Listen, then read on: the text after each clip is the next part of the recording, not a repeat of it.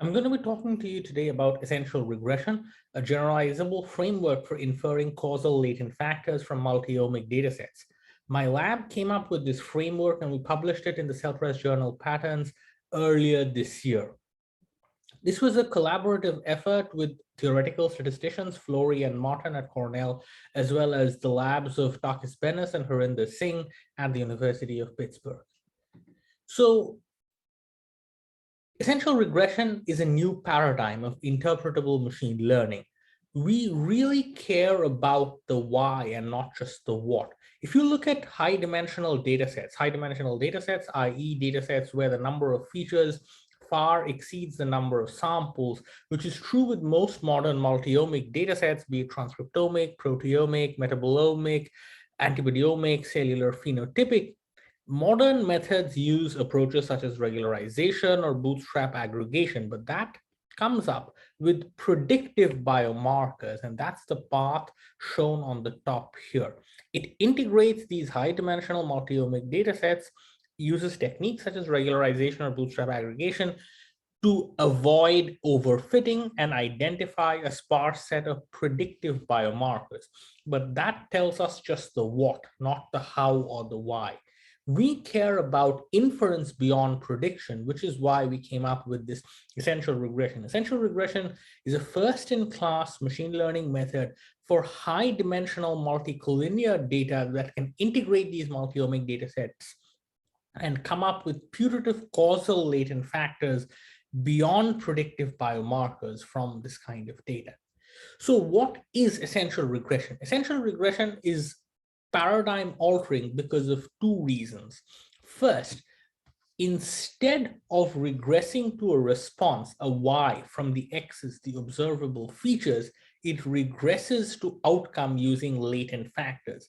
The z's are the latent factors that we identify as overlapping clusters from the x. And importantly, we can prove that the z's are uniquely identifiable without making any assumptions regarding underlying data generating mechanisms. Two, we regress to the y using these latent factors, not the observable features. And because we regress to the y's using these identifiable z's, we can prove guarantees on inference in this framework. So we move from x to z. This is the unsupervised step where we cluster these observables into features, and then we regress using the z's onto the response variable of interest. And that is what makes this framework so unique. Importantly, this is different from other latent factor approaches, which are either just unsupervised or where you cannot prove identifiability. The method would lose its meaning if the z's were not uniquely identifiable because you couldn't come up with any meaningful guarantees regarding inference. So I'll show you one example of how essential regression is powerful, and from the integration of multi-omic datasets, it can come up with novel biological insights, putative cause-effect relationships borne out by support in actual mechanistic experiments in model organisms. So we integrated from this Cell paper, which looked at metabolic phenotypes of response to vaccination in humans. It comprised several layers: transcriptomic, metabolomic, plasma cytokine, cell subset frequencies, as well as T and B cell responses, antibody profiles. The original authors had used all of these to identify correlates of immunogenicity to the Zostavax vaccine. However, we focused on one component that they hadn't really studied in detail in their study. In the younger, you had robust cellular and humoral responses, but in the elderly, you had immunosenescent cellular and humoral responses.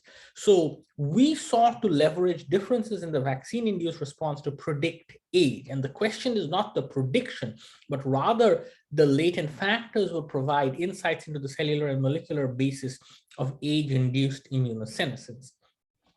And what we converged on was A, essential regression and derivative methods, Cause-ER and composite regression, performed far better than state-of-the-art methods, including lasso, partial least squares, and principal components regression at predicting age, both as a categorical as well as a continuous variable.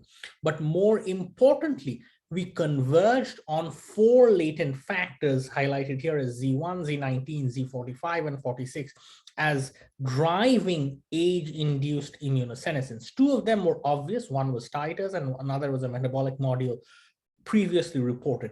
But we found this novel association comprising the 2 latent factors, Z45 and Z46.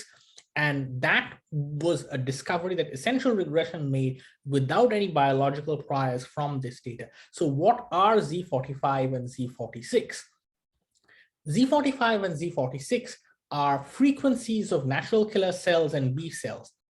And we found that there is an inverse relationship between NK cells and B cells that contributes to this age-induced immunosenescence.